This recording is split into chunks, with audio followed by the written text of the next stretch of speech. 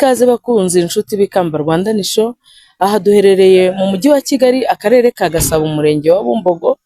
Iki kigo murebe inyuma yacu ni Ecole Primaire de Ngara, ni mu mudugudu wa Birembo. Muri iki kigo rero hakomeje kuvugwa inkuru y'umwana watwaye ubuzima bwa mugenzi we mu buryo butunguranye. Abana bombi bigaga mu mwaka wa 3 primaire bakaba barwanye bapfa umwembe umwe, ubuzima bwe bukahasigara. Bakunzi b'Ikamba Rwanda Nisho, inshuti zacu, tugira ikiganiro urinde mubyeyi tugamije kuganira ku burere bw'abana bacu. Ariko noneho iki cyo cyabaye icyo twese twagombye gutekerezaho nk'ababyeyi barerera u Rwanda, abana bacu tubigisha kurushaho kumenya indangagaciro n'umuco nyarwanda bikwiye kuranga umunyarwanda. Niyo mpamvu rero twifuza ko ababyeyi mudukurikiye twongera tukaganiriza abana bacu bakareka ikintu cyitwa urugomo. Urugomo ni rubi, rushobora guhitana ubuzima bw'abana, rushobora guhitana ubuzima bwa bagenzi babo, nk'uko mubyumva byabaye kuri iki kigo. Ndetse ababyeyi twese biratubabaje, n'agahinda gakomeye kubona abana bo mu wa 3, umwana w'imyaka 11 ashobora kwangiza ubuzima bwa mugenzi we. Bakunzi b'Ikamba Rwanda Nisho mudukurikiye, turabashimiye, ariko turusheho kuguma gutekereza twese hamwe niki twakora nk'ababyeyi, niki twakora nk'abanyarwanda, abarezi, abarimu. Ese mukwiye gukora iki mu kigo aho mwiriranwa n'abana? Bakunzi b'Ikamba Rwanda Nisho murakoze. Inshuti zacu, inshuti z'Ikamba Rwanda Nisho, ubu rero turahari ngo tubaze abana biga kuri icyo kigo ese byagenze bite, ababyeyi bahaturiye ndetse n'abaharerera, niki twakora twese turushaho gufatanya guhugura no kurera abana b'igihugu. Inshuti bakunzi b'Ikamba Rwanda Nisho, twagerageje kubaza abanyeshuri, batubwira ko umuyobozi diregiteri w'ikigo cyabo yababujije gutanga amakuru. Twagerageje kuvugisha ababyeyi baturiye ikigo, nabo bose bafite impungenge mu gutanga amakuru kuri iki kibazo cyatwaye ubuzima bw'uyu mwana.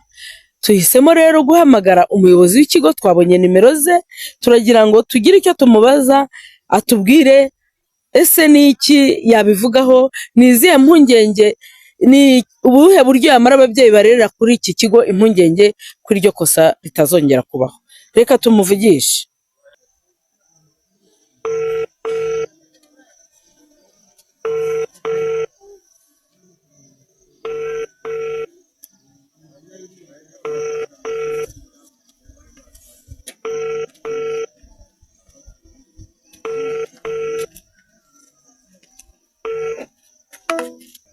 Turamuhamagaye inshuro imwe ntabwo ihagije, nimero ye ntabwo ari kuyifata. Reka twongere tugerageze, wenda arahuze, ari bize. Reka twongere tugerageze twumve icyo atubwira.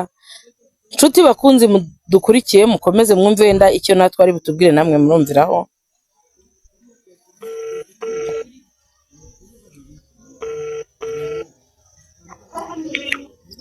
Halo, muraho neza? Nitwa Marie Louise, nkorera ikinyamakuru Ikamba Rwanda Nisho. Turi live, nagira ngo mbabaze ku kibazo cy'umwana wababuriye ubuzima ku kigo mubereye umuyobozi. Hari bitwa tukigeranya umwana yapfuye. Baracyari mu iperereza. Ubundi icyo bamara kwegeranya nyuma nibatubwira cyavugana nanjye ntabwo bari n'indi nageze neza. Ariko se koko nk'uko babitubwiye, abo bana bombi bigaga mu mwaka wa 3 primaire? Ni mu wa 3 primaire. Yego. Ikirimo aho ngaho hagati kubona icyamwishe n'ibyo dutegereje kumenya. Ariko se wamara impungenge ababyeyi barerera ku kigo mubereye umuyobozi kugira ngo bo kugira ibyabakanga kuzana abana babo kuri iki kigo? Navuga ngo nta kidasanzwe cyabaye, ariko ntabwo turi kuvuga ngo ni umwarimu wenda wamwishe.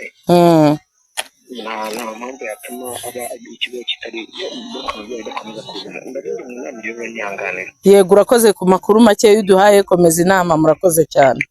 Murabyiyumviye rero, umuyobozi w'ikigo atubwiye ko umwana yapfuye, atubwiye ko umwana yarwanye na mugenzi we akitaba Imana, kandi ko bidasanzwe biba, ndetse atubwira ko atari n'umwarimu wamwishe, byabaye nk'urupfu rutunguranye. icyo twifuza kubagezaho mu kiganiro urinde mubyeyi ni iki twakora ngo abana bacu batagira urugomo. Ese ababyeyi ni izihe nyunganizi, ni ubuhe burere twakongera n'inyunganizi ngo dufatanye n'abarezi, abarimu, abayobozi b'amashuri baturerera abana kugira ngo tutazajya duhura n'izi mpanuka ziturutse wenda ku muco n'uburere budakwiriye abana b'u Rwanda. Reka rero abana bake bemeye kuduha amakuru, ntabwo tugaragaza amasura yabo kuko ni uburenganzira bwabo, bemeye kuduha amakuru nabo bagira icyo bitubwiraho, namwe mwumve rwose dufatanye turerere urwatubyaye dushyizeho umwete. Abana mwiriwe? Twiriwe. Amakuru numvishe ko hari umwana wapfuye ku kigo cyanyu, ese nibyo? Nibyo. Umwana wapfuye yitwaga nde? Patrick. Yishwe n'iki? N'undi mwana bari kurwana bapfa umwemba mu kubita ingumi mwene yo mu rubavu barapfuye. Abo bana bigaga mu wa kangahe? Mu wa gatatu. Mu wa gatatu pirimeri? Nta kindi kintu bapfuye n'umwembe. Ese uwo mwana wamukubise mwari mutuye mumubona mu kigo? Yarasanzwe nawe ari umunyeshuri? Yego. Na Patrick yari umunyeshuri? Yego. Yo, pole, murakoze. Byatangiye bari kurwana bapfa umwembe, uwo mwana aba arapfuye, noneho bahamagara ambulance ibiraje iramutwara. Inshuti bakunzi b'Ikamba Rwanda Nisho, twaganiriye n'abanyeshuri mwabyumvishe, twaganiriye n'umuyobozi w'ikigo nawe yadusobanuriye, ndetse amara impungenge ababyeyi bakwiye kurerera kuri iki kigo cyangwa basanzwe baharerera ko nta kidasanzwe cyabaye, ariko mu kiganiro urinde mubyeyi turusheho kugikurikirana, twongera ibiganiro hagati y'abana n'ababyeyi, turushaho kuganiriza abana bacu, turushaho gutaha kare kuva mu kazi, tukabonera umwanya abana twabyaye tukabaganiriza ngo birinde urugomo. Aya makuru muyagejejweho nanjye Mama Koko mu kiganiro urinde mubyeyi. Aha duherereye ni mu mujyi wa Kigali, akarere ka Gasabo, umurenge wa Bumbogo, aha mu mudugudu wa Birembo. Murakoze.